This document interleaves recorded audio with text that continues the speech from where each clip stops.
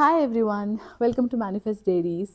So Manifest Diaries ಅಲ್ಲಿ for example #family is the first priority ಅಂತ ಹೇಳೋದಾದರೆ ಅದರಲ್ಲಿ ಮತ್ತೊಂದು ವಿಚಾರ ನಾನು ಫ್ಯಾಮಿಲಿ ಅಂತ ಯೋಚನೆ ಮಾಡಿದಾಗ ನನಗೆ ನೆನಪಾಗೋದೇನಪ್ಪ ಅಂತ ಅಂದರೆ ಈಗ ನೋಡಿ ಫ್ಯಾಮಿಲೀಸ್ ಇವಾಗ ಸ್ಪೆಷಲಿ ನ್ಯೂಕ್ಲಿಯರ್ ಫ್ಯಾಮಿಲೀಸ್ ಆದಮೇಲಂತೂ ಹೇಗಾಗೋಗಿದೆ ಅಂತಂದರೆ ರೊಟೀನನ್ನು ಫಾಲೋ ಮಾಡಬೇಕು ಅಂತ ಎಲ್ಲರೂ ಮಾಡ್ತಾರೆ.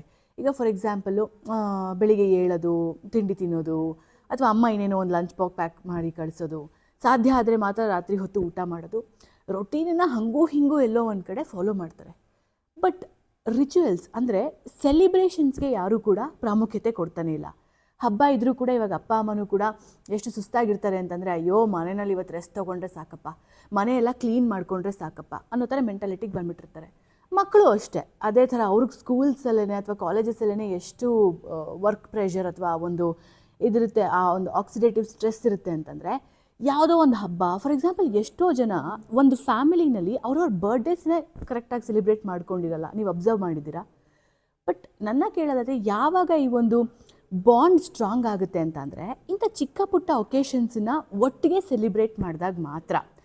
ಸೊ ಇಂಥ ಒಕೇಶನ್ಸನ್ನ ಒಟ್ಟಿಗೆ ಸೆಲಿಬ್ರೇಟ್ ಮಾಡೋದ್ರಿಂದ ಒಂದು ಬ್ಯೂಟಿಫುಲ್ ಮೆಮೊರೀಸ್ ಕ್ರಿಯೇಟ್ ಆಗುತ್ತೆ. At the end of the day ನಾವೇನು ತೊಗೊಂಡೋಗ್ತೀವಿ, ಮೆಮೊರೀಸ್ನ ಬಿಟ್ಟು ಬೇರೆ ಏನೂ ತೊಗೊಂಡೋಗಲ್ಲ. ಸೊ ಹೇಗೆ ನಾವು ಫ್ರೆಂಡ್ಸ್ ಅಥವಾ ಗರ್ಲ್ ಫ್ರೆಂಡ್ಸ್ ಅಥವಾ ಬಾಯ್ ಫ್ರೆಂಡ್ಸ್ ಜೊತೆ ಈ ಮೆಮೊರೀಸ್ನ ಕ್ರಿಯೇಟ್ ಮಾಡ್ಕೊಳ್ಳೋದಕ್ಕೆ ಎಷ್ಟೊಂದು ಸಿಚುಯೇಷನ್ಸ್ನ ಕ್ರಿಯೇಟ್ ಮಾಡ್ಕೋತೀವಿ, ಅದೇ ಥರ ಒಂದು ಹಬ್ಬ ಆಗಿರ್ಬೋದು, ಒಂದು ಬರ್ಡೇ ಆಗಿರ್ಬೋದು, ಒಂದು ಸೆಲಿಬ್ರೇಷನ್ ಅಂತ ಬಂದಾಗ ಆ್ಯಸ್ ಅ ಫ್ಯಾಮಿಲಿ ಒಟ್ಟಿಗೆ ಮಾಡಿದಾಗ ಡೆಫಿನೆಟ್ಲಿ ಆ ಒಂದು ಬ್ಯೂಟಿಫುಲ್ ಮೆಮೊರೀಸ್ ಕ್ರಿಯೇಟ್ ಆಗುತ್ತೆ. ಯೋಚನೆ ಮಾಡಿ ನೋಡಿ.